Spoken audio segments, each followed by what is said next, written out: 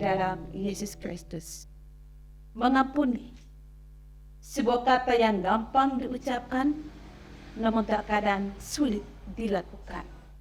Apalagi kita berada pada posisi yang benar. Luka fisik bisa disembuhkan, namun berbeda dengan luka batin. Perasaan yang tersakiti sering menjadi alasan untuk orang tidak dapat mengampuni. Butuh waktu lama dalam pemulihan luka batin. Bahkan yang lebih fatalnya lagi, luka dan dendam bisa dibawa mati tanpa ada pembalasan. Bukankah kita ini manusia yang tak sempurna? Setiap waktu tak pernah luput dari kehilafan dan dosa. Lalu mengapa sesulit itu kita mengampuni sesama?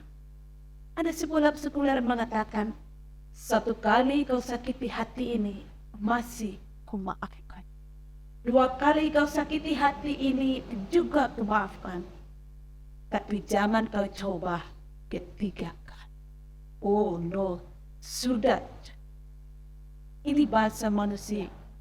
Bahasa yang pernah saudara dan saya ucapkan kepada sesama. Lantas, bagaimana surat Tuhan tentang pengampunan?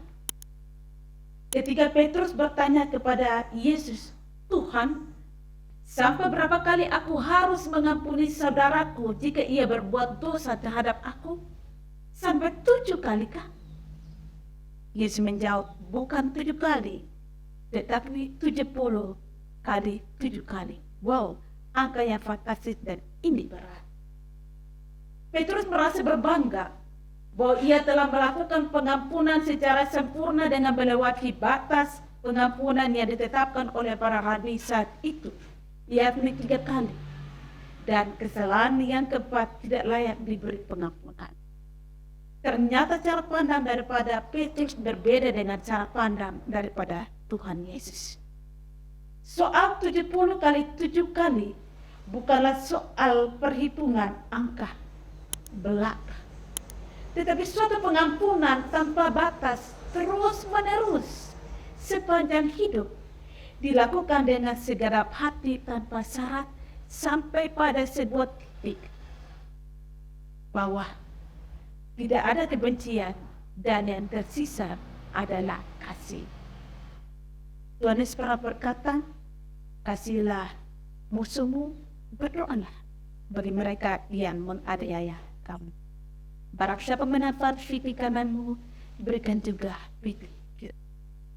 Sahabat-sahabat anak yang saya kasih dalam Yesus Kristus, Yesus memberi gambaran melalui sebuah perumpamaan.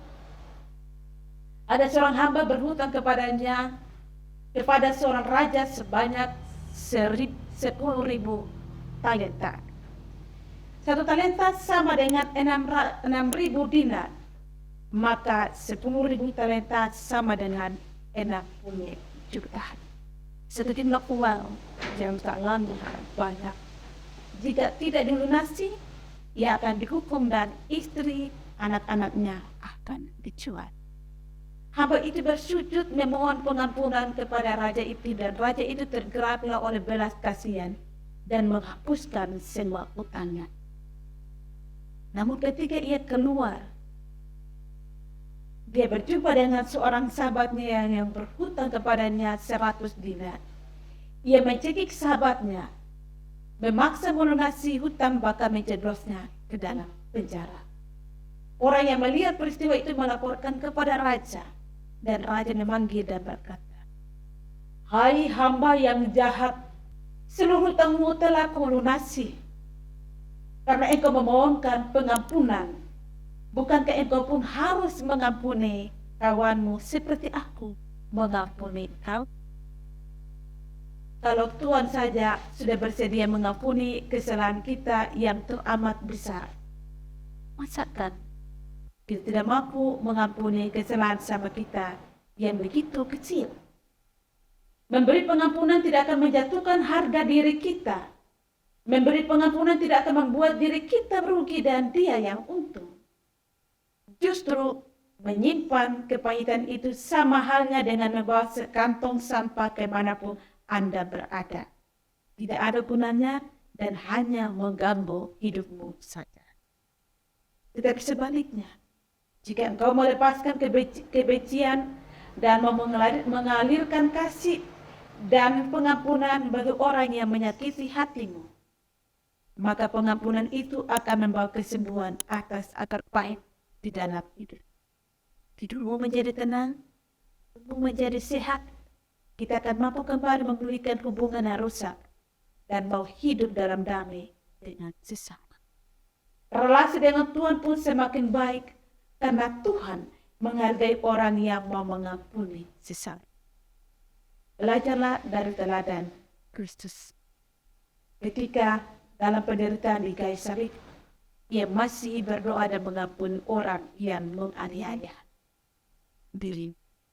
Memang mengampuni bukanlah suatu perkara yang mudah, karena itu butuhlah Tuhan setiap saat. Jika ada roh Tuhan di dalam hatimu, maka musuh sekalipun akan didamaikan. Milikilah kerendahan hati, berdamailah dengan sesama. Karena di mana kasih dan pengampunan ada, maka di situ ada kemudian iman atas hidup.